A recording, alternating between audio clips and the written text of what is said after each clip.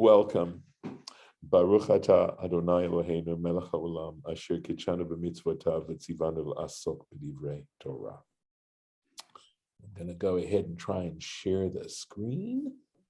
Here we are. Find the right place. Here we are. Okay.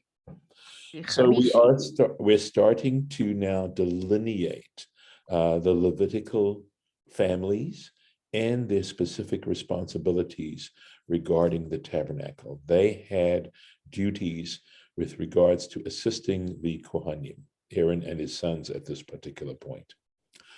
Vaydaber Hashem el Moshe, and Hashem spoke to Moses b'midbar Sinai in the tent of meeting.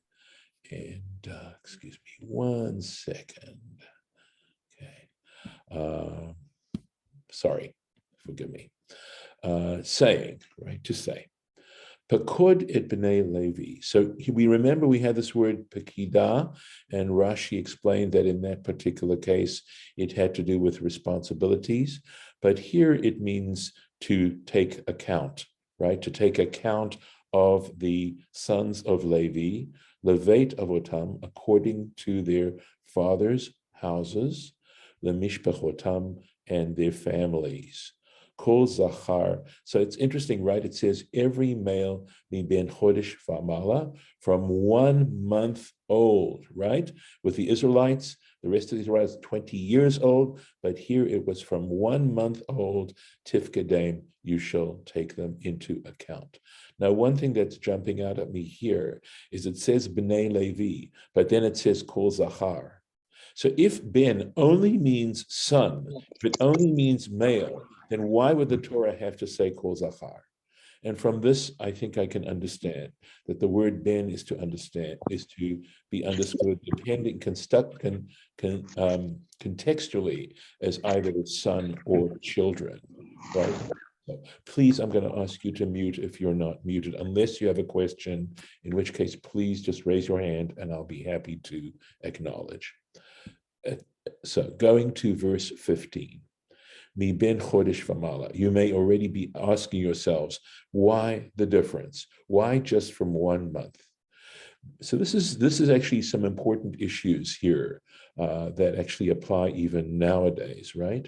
Mi sheyatsa miklal nefilim, right? It means as that once the baby's more than a month and older, it is no longer considered possibly non-viable. And my understanding, unless this is what I'd heard some time ago, quite a few years ago from a doctor, that for the first month of the child's birth, after the birth of the baby, it's considered a neonate, that the status of the baby physically is different from if it survives a month. So that's basically what they're referring to now, that once the baby's viable, hu nimna, he is counted. The kare shomer, to be considered, he can be called, literally, right? A guardian of Mishmeret HaKodesh, of the holy watch, the holy, this holy service. And now Rashi adds something interesting as well, that is a very practical question. Amar Rabbi Yehuda bar Shalom, said Rabbi Yehuda bar Shalom, limudhu, this teaches you, this statement teaches you, or to hashevet, that particular tribe, liyot nimna min habeten, that this tribe could be accounted for from the womb. Shene'emar, and how do we know this? Or sorry, right, or lamud. It has been already taught, perhaps, that this tribe is counted from this point on, this very, very young, early age, because in Genesis, I believe, Kaf Vav, no, this would be Exodus chapter 26. This is referring to actually Yocheved, Asher Yalda Ota Levi, whom she bore to Levi, B'Mitzrayim, in Mitzrayim. In Mitzrayim. Mine says chapter 16. Well, it Interesting. says mid Tanchuma Bamidbar 16. So maybe that's the chapter of Tanchuma. No, I think it actually is referring to chapter 16 in Exodus. I think it would be, I believe. So maybe I'm Oh, here. I'm looking at the Hebrew thing right now. Yes. I think it says kaf vav comma chaf tet. Yes. So that would be 20. Like you said, 20, 26, yeah. whatever. Yeah, 26 and to 29. Right. It's in that section there. At any So I rate, guess the English is wrong. who knows? Who knows what they mean, right? So, in other words, Levi's wife, I imagine it, we don't know Levi's wife's name, but she bore him Yochevet b'Mitzrayim in Egypt. Im knisato, so this is now the commentary in the Tanchuma. Im knisata befetach Mitzrayim, as she entered the gates of Egypt, Yalda Ota, she gave birth to her. V'nimneit bishvatim, and Yochevet, even though she was actually born, she was just newborn, right? When they entered Egypt, she is still counted amongst the tribes, in other words, amongst the souls that were born to Jacob, b'shivim nefashot, with the 70 souls. Shekesha'ata moneh, how do we know this? Because when you count, and this is in Genesis 46, 8 through 27, chashuvim, cheshbonam, their count, if you count them up, the total is lo timtzaem ela shivim chaser achat. You're going to find that there are 70 less one. In other words, when you count the actual names that are mentioned there, which is the descendants of Jacob who were alive at the time, you find that you have only 69. You don't have 70. And so you have to count Vehi Hishlima et Haminyan. And Yochevet makes the total count 70. So some interesting details regarding that. There's some more interesting stuff that comes up here. Yeah, we actually covered this before because I have notes. Really? Yes, we did, because I have does not include Jacob and Leah and the concubines, but it does include Joseph and family with Yocheved born on the way in Egypt. That's in my notes. Okay. Yeah. And you know that those notes are taken from where we are. Oh, yeah, because I don't have any other Torah study that I do. Interesting. Right now. So, yeah, definitely. So we did do this, I guess it was last year. Unless this is from a different place. Well, no, we did it. No, not here. Not here. No, we did it in Genesis. Got it. Right. When we actually discussed it in Genesis. This is my hickey from there. You were scaring me. Oh, no, not this part. No. We have discussed this idea before. Right. So Rashi's counting on people such as myself whose memories are somewhat flagging, and wants to bring this back to our attention again.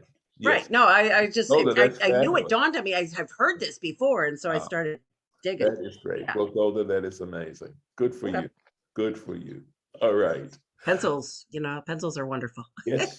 There's apparently a Chinese proverb, unless it's French, somehow those two seem to be interchangeable, that goes that the faintest ink is stronger than the strongest memory, than the most powerful memory.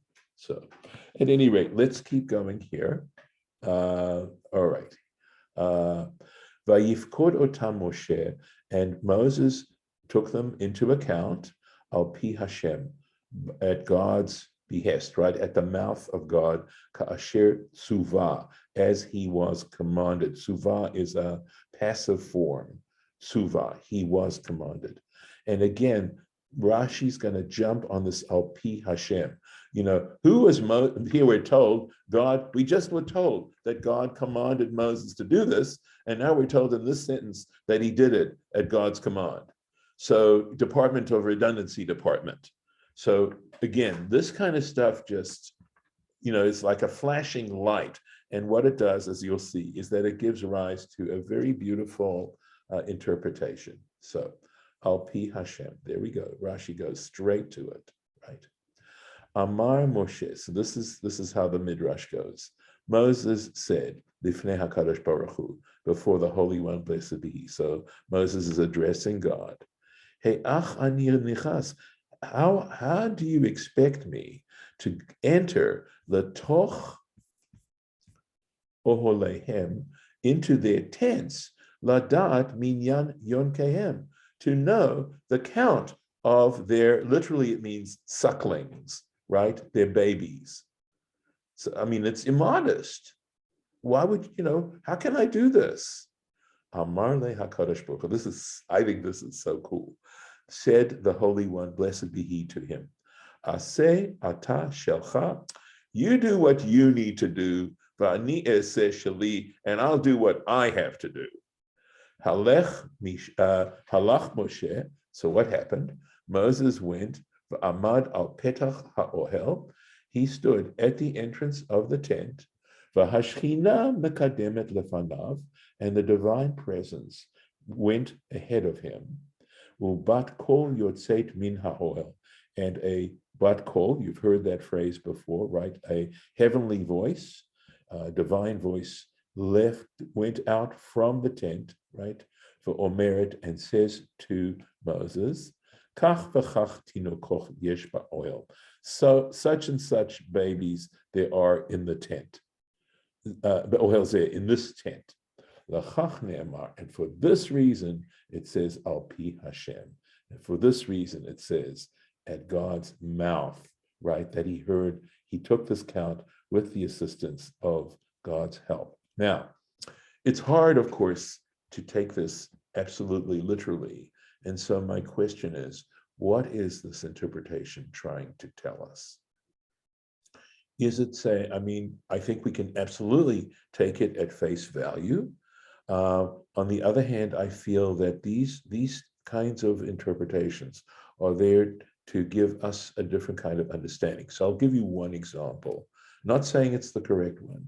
Is it saying, in a sense, that when the person told Moses, because obviously Moses would have wanted to observe modesty, that when the person from the tent called out how many babies there were in the tent, that was absolutely true, that people were telling him, they weren't exaggerating, they weren't saying less, that the word that they said was absolute truth.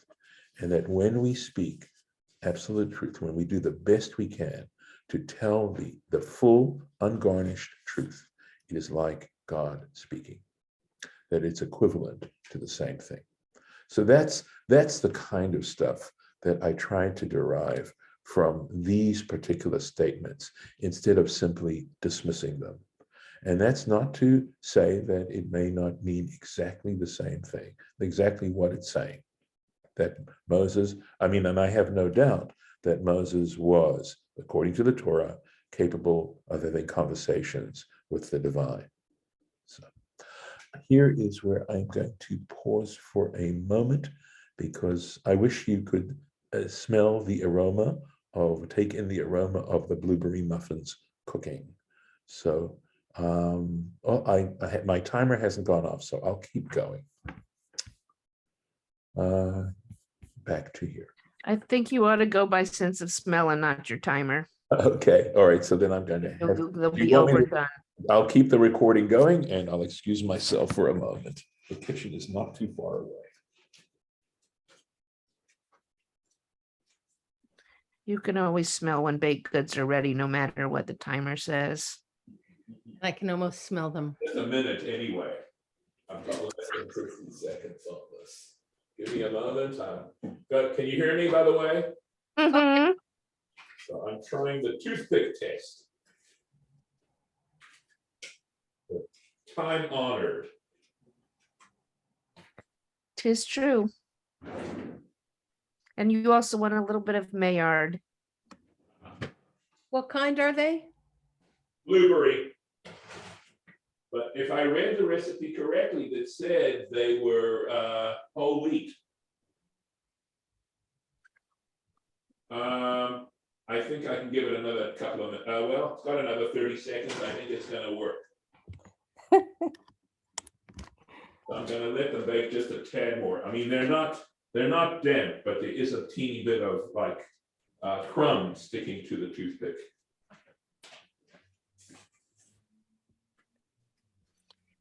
Well, if they're not gooey, if it's not gooey on the toothpick. Yeah, I know. I've seen that too. It's true. Oh, there we go. There's the timer. I'm going to take them out. My mom used to make grayberry muffins because there's all this juice in with it, and it was just really delicious. It's I think muffins are supposed to be just a smidge crumbly, aren't they? You know. Besides, you're gonna want to reheat them eventually, you know. That's a thing. You know what I don't, one of the things many things I don't like about bakeries in St. Louis is they put always extra sugar, granulated or whatever, on top of the muffins that I have to kind of try to scrape it off to get a decent muffin. Oh, but I love that crunch. Crunch is fine. I just really don't want the extra sugar. It changes the taste of the muffin from, like something more fruity. Well, Lauren, it turns out that the recipe called for this little extra sugar on top of the muffin, and I didn't do it. So you'll just have to come over and see. But they're whole wheat muffins, and I've never made whole wheat blueberry muffins, but we'll see how they come out. You And might maybe need that sugar for whole wheat, counteract the nuttiness. Yes. Oh, okay. No pleasing you, Lauren. I'm very glad to hear this. I would cream cheese. We need cream cheese now. All right, let's go back into the text here. I hope you're enjoying it. Let's see where we are. Okay. Vayihu ele. Sorry. Vayu ele v'nei Levi bishmotam. And these were the children of Levi, or the sons of Levi, according to their names. Gershon. So these are names that are a little bit easier to remember. Ukahat umerari. So Levi had three sons. Here they are: Gershon, Kahat, Merari. Ve'ele shmot bnei Gershon lemishpachotam livni v'shimi. And these are the children of Gershon according to their families, by their families, Livni and Shimei. So Livni and Shimei were Gershon's two sons. Let's see if there is no. So there's no Rashi until 20. Not till 21. Yes, I see that. Okay, we'll keep going. Uvenei Kahat lemishpachotam, and the children of Kahat according to their families, Amram, the Yitzhar, Chevron, the Uziel. So there we are. Amram, Yitzhar, Chevron, Uziel. Just want you to know Amram, of course, is the father of Moses, Aaron, and Miriam. So they were descendants of Kahat. And Uvenei Merari, the children of Merari, lemishpachotam, according to their families, or I guess here I'd have to say sons, according to the context. Machli Umushi. This is their names, right? Machli. So why wasn't Aaron then a Levi instead of a Kohen? He was a Levi. He was a Levi. Any Kohen is a subset of the tribe of Levi. So Leviim are all Yisraelim. But they're specifically excluded here. So otherwise, we would say they're all Bnei Yisrael. Levi was a son of Jacob, Israel. But from that, there's the subset of Leviim. And from that subset of Leviim, there's an additional subset of Kohanim. So remember, Kohen is not like a name.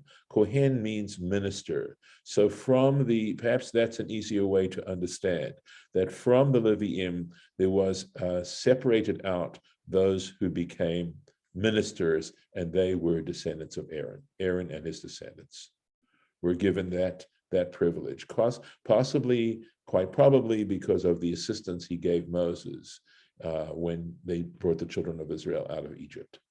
And when they went to Pharaoh, Aaron went with him. Isn't that from the burning bush stuff where he says, and Aaron will help you? Well, he only says Aaron Your because brother will he doesn't help want to you. go. He doesn't want to go. Moses Right. is And he doesn't want to reluctant. speak because he Correct. knows he can't Correct. speak so well. Right. Correct. And And then right. God says Aaron will be his Navi. He will Right. be spokesperson. Yes. Right. So he's Good. already elevated Aaron at that moment, Right. That's kind of. 2 cups of coffee you've earned this morning, Golda. Elohim Mishpachot HaLevi. These are the families of the Levi, the Levitical families, Leveit Avotam, according to their paternal houses. Now we get into more specifics. The Gershon Mishpachat HaLivni uMishpachat HaShim'i.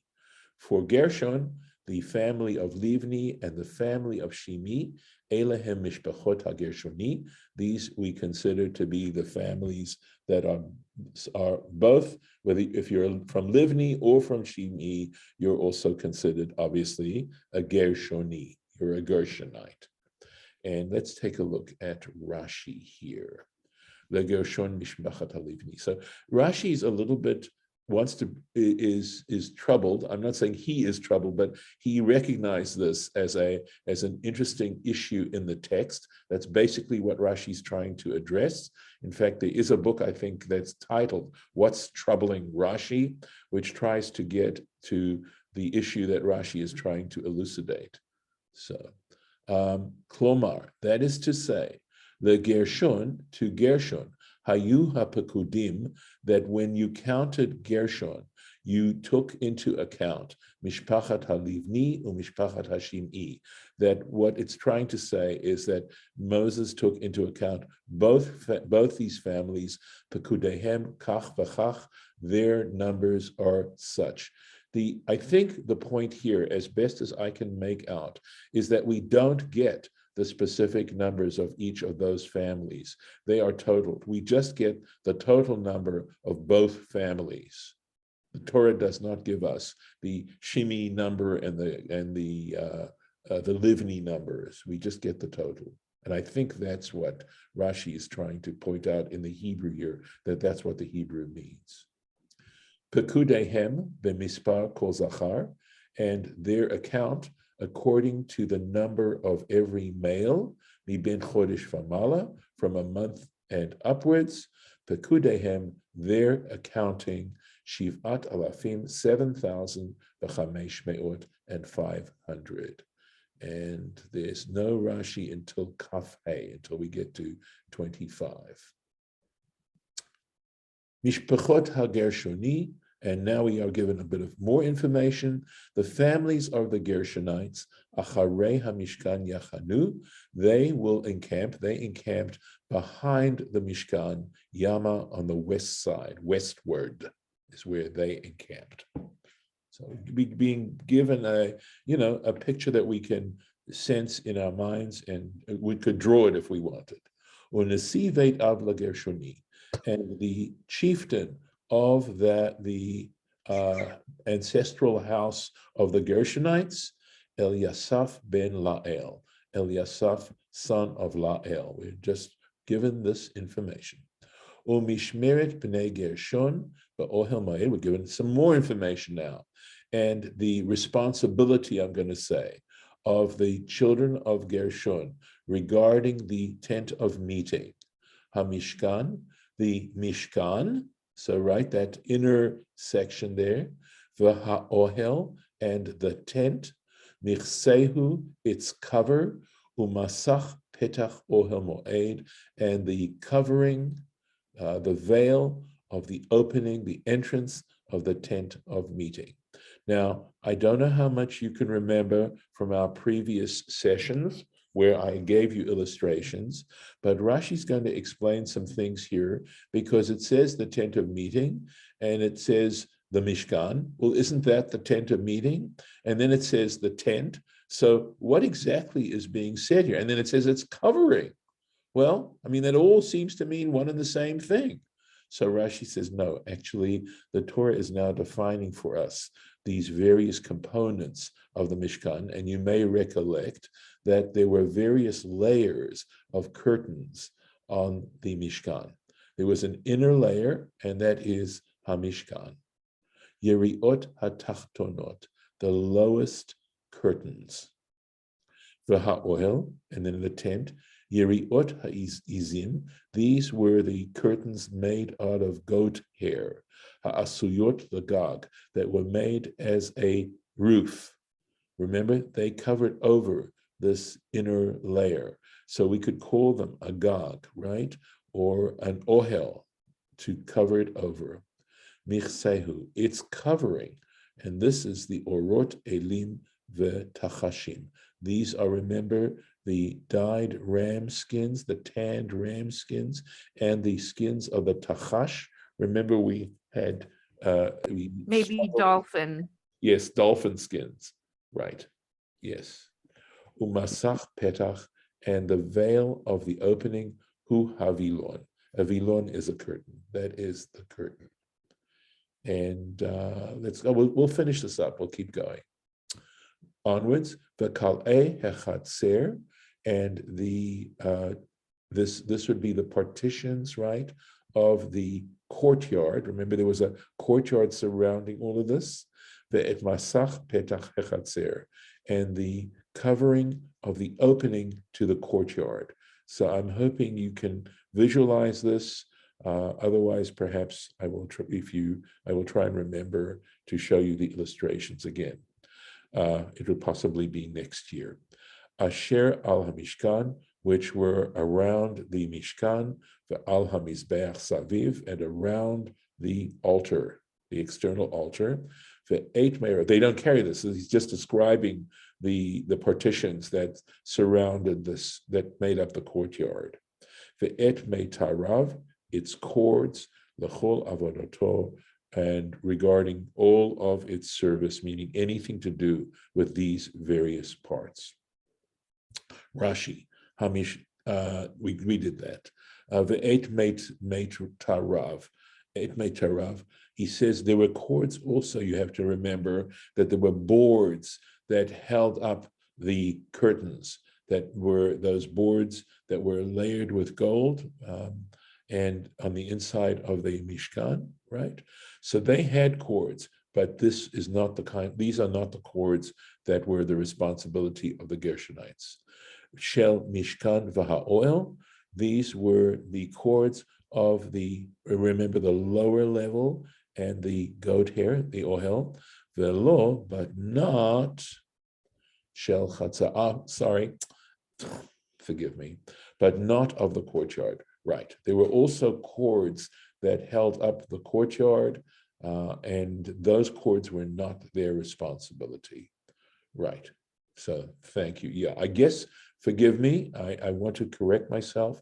They were not cords holding up the boards. The boards were solid, and so they were attached to one another, but they did require cords to hold up the posts for the courtyard. And I'm going to stop the share here and stop the recording.